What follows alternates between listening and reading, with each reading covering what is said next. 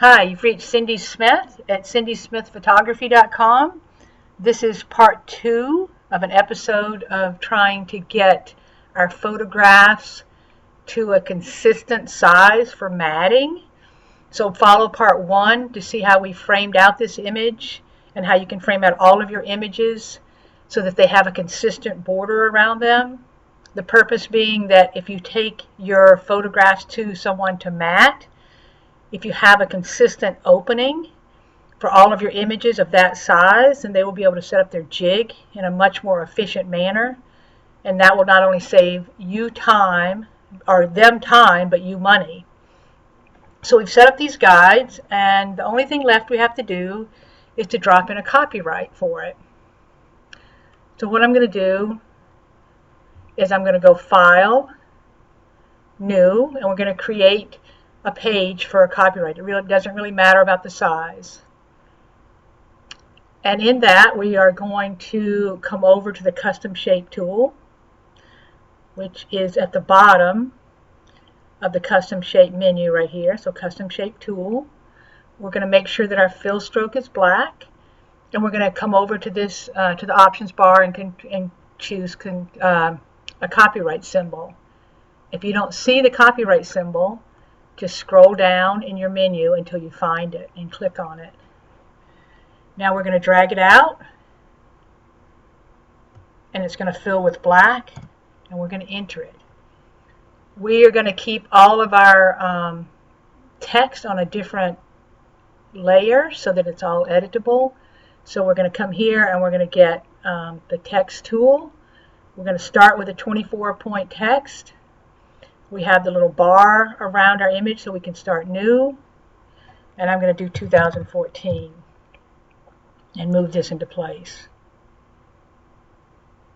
I'm going to do Control or Command Enter or Return to accept that. With the text tool, 24 points, black fill. We're going to come in, and if you see the bar right here, you will see that it has a single bar when it's right next to 2014, but as we pull away, it has a little dotted box around it, meaning that we can add new material. So I'm going to put in Cindy Smith, and we're going to move that into place. And then we're going to Command or Control Enter to accept that. Now the next thing I'm going to do is bring out a guide just to make sure everything is lined up, and that's looking pretty good. If we need to edit any of these, the spacing or any of that, we can just get the Move tool and make sure the layer that we want to move is highlighted. I think I do want to make the copyright symbol a little bit smaller, so I'm going to come over to the Custom Shape layer. We're going to go Command or Control T to bring up Free Transform. Hold down the Shift key to constrain our proportions. And then do Command or Control Enter again.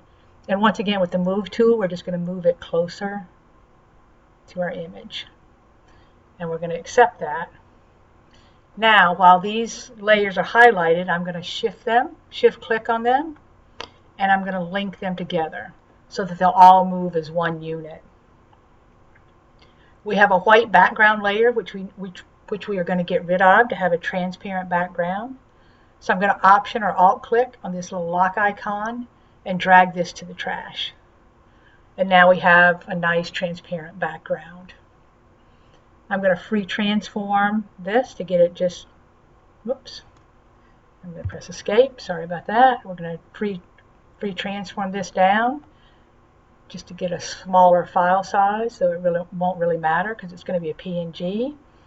And I'm going to press Return or Enter. And then we're going to go up and we're going to save this file, Save As. We're going to save it as 2014 copyright. And we're going to make sure that we save it as a PNG file, which honors the transparent background, meaning we can drop it on black borders, white borders, whatever, so we can keep it consistent.